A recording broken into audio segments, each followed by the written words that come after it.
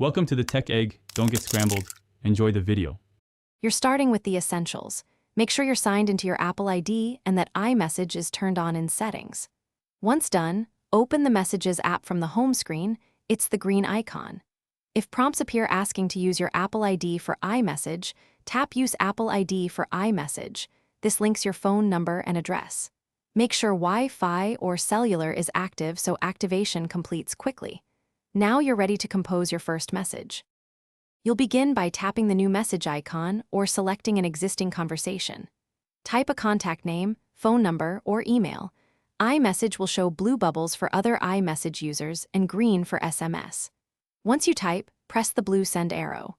To add photos, tap the camera or the App Store icon for stickers, GIF, and apps. Send tapbacks by long pressing a bubble. Make sure Read Receipts or Send as SMS settings match your preference in setting. For finishing touches, explore effects. Long press the Send button and pick bubble or screen effects to add emphasis. You can share your location, send tapbacks, or start group chats. Tap the group name and choose Info to change the photo, leave the group, or mute notifications.